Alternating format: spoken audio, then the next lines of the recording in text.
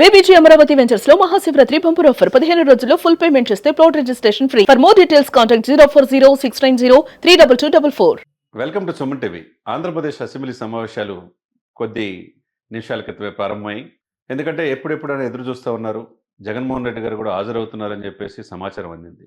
హాజరవుతారా అసెంబ్లీలో లేదా అనేది అనేక మంది ఎదురు చూశారు. మొత్తానికి ఆయన గెలిచిన ఎమ్మెల్యేలతో 11 మందితో పాటు శాసనమండలి, శాసనసభ ఇరువురితో కలిపి ఒక ర్యాలీ లాగా అసెంబ్లీకి వచ్చారు. మరి వచ్చింది గత అసెంబ్లీ చూసుకుంటే 2025-26 సమావేశాల్లో ఆయన 11 నిమిషాలు మాత్రమే ఉన్నారు. ఈయన వచ్చి ప్రజల సమస్యల్ని చెప్తారనుకున్న సమయంలో ప్లే కార్డ్స్ పట్టుకొని, అంటే మాకు ప్రధానమైన ప్రతిపక్ష హోదా ఎవరు, శాంతి భద్రతలు ఆంధ్రప్రదేశ్లో దారుణమైన పరిస్థితిలో ఉన్నాయని చెప్పి చెప్తా ఉన్నారు. ఫీజు రియంబర్స్మెంట్ తర్వాత ఏదైతే వాగ్దానాలు ఇచ్చారో ఒక్కటి కూడా మీరు చేయలేకపోతున్నారని చెప్పేసి, కల్తీ లడ్డు, తర్వాత నిరుద్యోగ భృతి, తర్వాత ఇవన్నీ కూడా మెడికల్ కాలేజీ ప్రైవేటీకరణ చేయటం, ఇది కరెక్ట్ కాదని చెప్పేసి ప్లే కార్డ్స్ లో పెట్టుకొని వాళ్ళు ర్యాలీ లాగా వచ్చేసి గవర్నర్ ప్రసంగంలో బాయ్కట్ చేసి ఆ పేజీలు చింపేసి స్పీకర్ యొక్క పోడియం మీద వేసి బయటకు వెళ్ళిపోయారు. ఇది ఎంతవరకు సమంజసం అని చాలా మంది ప్రశ్నిస్తూ ఉన్నారు. ఎందుకంటే 2026-27 ఈ బడ్జెట్ సమావేశం, గవర్నర్ గారు ఆయన ప్రసంగం ఇస్తాడు.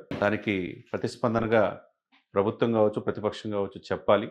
ప్రభుత్వ సంక్షేమ పథకాల గురించి ఆయన చెప్పే విధి మామూలుగా ఉంటుంది. ఎందుకంటే 2019-2024 మధ్య అస్తవ్యస్తమైన పాలన గాడిలో పెట్టాం, అభివృద్ధిలో ఆంధ్రప్రదేశ్ ముందుకెళ్తుందని గవర్నర్ గారు అన్ని విషయాల్లో మాట్లాడుతూ ఉన్నారు ప్రభుత్వ నివేదికని. అదే సమయంలో ఆంధ్రప్రదేశ్లో శాంతి భద్రతలు దారుణమైన పరిస్థితిలో ఉన్నాయి. ప్రభుత్వ మెడికల్ కాలేజీలు కూడా ప్రైవేట్ పరం చేస్తున్నారు. ఫీజు రియంబర్స్మెంట్ ఇవ్వట్లేదు, కల్తీ లడ్డు అని చెప్పి తీసుకొచ్చి దాన్ని పెద్ద ఇష్యూ చేస్తున్నారని చెప్పేసి జగన్మోహన్ రెడ్డి గారి ఆధ్వర్యంలో అటు శాసనమండలి, శాసనసభ ఇరువురు ఆయన గెలిచిన ఎమ్మెల్యేలు ధర్నా చేయడం అనేది ఒకసారిగా ఆశ్చర్యపోతా ఉన్నారు జనం. ఎందుకంటే ఎందుకు ఇలా జరుగుతుంది? శాసనసభలో దేవాలయాలు లాంటి అసెంబ్లీలో కావచ్చు, శాసన మండలిలో కావచ్చు, ఎందుకంటే అక్కడ శాసన మండలి చైర్మన్ మోషన్ రాజు ఉన్నారు, ఆయన వైసీపీయే.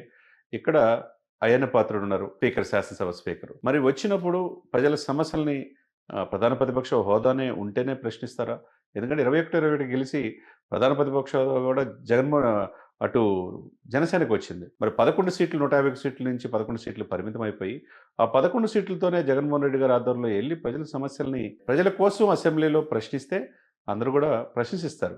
కానీ ఒకే ఒక నిమిషం ఉండి ప్లే కార్డ్స్తో, వాళ్ళ నినాదాలతో పేపర్లు చించి స్పీకర్ పోడియం మీద వేసేసి బయటికి వెళ్ళారంటే మరి ప్రజల సమస్యలు వీళ్ళకి పట్టవా అని చెప్పి చాలామంది ప్రశ్నిస్తూ ఉన్నారు. ఏది ఏమైనా కానీ ఒకవైపు స్పీకర్ కొద్దిగా రూల్స్ కఠినతరం చేశారు. వీళ్ళు వచ్చి రిజిస్టర్ పద్ధతిలో ఈ హాజరు పట్టి అనేది ఉండకూడదు, డిజిటల్ పద్ధతిలోనే ఎమ్మెల్యేల హాజరు నమోదు ఉండాలని చెప్పేసి కొత్తగా రూల్స్ పాస్ చేశారు. అంటే ఎట్లా పడితే అట్లా వచ్చి పోవడానికి లేదు, రూల్స్ ప్రకారం వెళ్ళాలి. శాసనసభ, శాసన మండలిలో ఆ రూల్ ప్రకారం వెళ్ళాలనేది ఆదేశాలు స్పీకర్ ఇచ్చారు. మరి ఎందుకు ఇట్లా? ప్రజల సమస్యలు దాదాపు 19 నెలలు అవుతుంది, అంటే 2 సంవత్సరాలు పూర్తవుతూ ఉంది. ఎందుకు పరిపాలన మీద, పాలన లోపాల మీద దృష్టి పెట్టాలి? ప్రజల సమస్యలు అసెంబ్లీలో ఉండి తమ వాణి వినిపించి ముందుకెళ్ళాలి తప్పితే ఎందుకు ఇట్లా చేస్తున్నారు అనేది చాలామంది మేధావులు, విజ్ఞులు చెప్తున్నమాట. ఏదేమైనా కానీ జగన్మోహన్ రెడ్డి గారు వచ్చారు, ఆయన వెళ్ళారు అన్నట్టుగా ఆయన యొక్క అసెంబ్లీ సమావేశాలు ప్రారంభం రోజు వచ్చినట్టున్నాయి.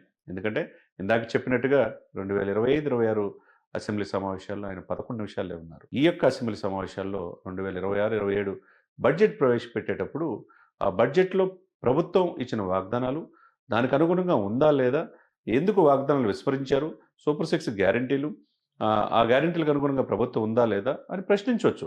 ఎందుకంటే ఫీజు రీంబర్స్మెంట్ రైతులను అన్యాయం చేశారు, తర్వాత కల్తీ లడ్డు కావచ్చు, లేకపోతే మెడికల్ కాలేజీలు కావచ్చు, అవన్నీ కూడా ఏంటంటే అసెంబ్లీలో ఉండి ప్రశ్నిస్తే అందరూ కూడా దాన్ని ప్రశంసిస్తారు. ఎందుకంటే మన తరపున ఒక వాయిస్ లాగా, అధికారం కోల్పోయినా 40% ఓటు బ్యాంక్ ఉంది కాబట్టి మన తరపున ప్రతినిధిగా మాజీ ముఖ్యమంత్రి గారు జగన్మోహన్ రెడ్డి గారి ఆధ్వర్యంలో ప్రశ్నించారు, మన కోసం ఉన్నాడనే ఆ భరోసా అనేది క్యాడర్లో ఉంటుంది.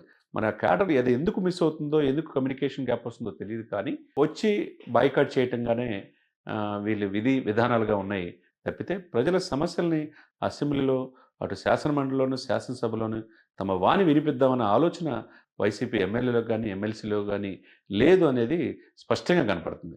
మరి కాలము మరి ఏమవుతుందో చూడాలి.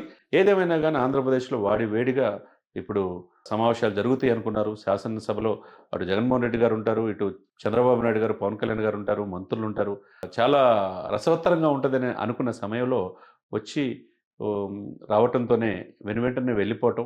తర్వాత మధ్యాహ్నం శాసనమండలి వైసీపీ సమావేశం ఉంటది అంటున్నారు. మరి రేపైనా హాజరవుతారా? లేతే గవర్నర్ యొక్క ప్రసంగానికి ధన్యవాదాలు చెప్తారా? దాన్ని వ్యతిరేకిస్తారా? లేదా చంద్రబాబు నాయుడు గారు ప్రభుత్వం, కూటమి ప్రభుత్వం, బీజేపీ, జనసేన, టీడీపీ కలిసి అనేక వాగ్దానాలు ఇచ్చి అమలు చేయలేకపోతున్నారు. ఆ వాగ్దానాలు చేయండి అని చెప్పి గవర్నమెంట్‌ని ప్రశ్నిస్తారా? అనేది వేచి చూడాలి. మరి కంటిన్యూగా సమావేశాలు జరుగుతాయి కాబట్టి మరి వైసీపీ స్టాండ్ ఏంటనేది కూడా ప్రజలు చూస్తా ఉన్నారు. ఏదేమైనా గానీ ప్రధాన ప్రతిపక్ష హోదా అనేది వాళ్ళకున్న గెలిచిన ఎమ్మెల్యేల ప్రకారం, ఆ యొక్క శాసనసభ రూల్ ప్రకారం ఇస్తారే తప్పితే, గట్టిగా అడిగితేనో లేకపోతే కోర్టులకెళ్తే కూడా కోర్టు పరిధిలో కూడా లేదని చెప్పేసి కోర్టు కూడా చెప్పింది. శాసనసభ స్పీకర్‌కొస్తేనేమో శాసనసభ విధి విధానాలకు అనుగుణంగానే ఇస్తాం తప్పితే, మీకు ప్రధాన ప్రతిపక్ష హోదా లేదు. ప్రజలు మిమ్మల్ని కాదనుకున్నారని చెప్పి ఒకవైపు పయ్యావుల కేశవ్, ఒకవైపు అయ్యన్న పాత్రుడు, ఒకవైపు రఘురామకృష్ణరాజు గారు అంటున్నారు. ఏదేమైనా గానీ కాలం ఏమవుద్దో, ఈ ప్రధాన ప్రతిపక్ష పాత్ర వైసీపీకి ఇస్తారా లేదా? లేదా ప్రజల యొక్క సమస్యల్ని ఎంచుకోవడానికి ఒక మార్గంగా శాసనసభని, శాసనమండలిని వాళ్ళు ఏం స్టెప్పులు తీసుకుంటారో కాలమే సమాధానం చెప్పాలన్నట్టుగా ఉంది. మరి ఏం చేస్తారో ఎదురు చూద్దాం.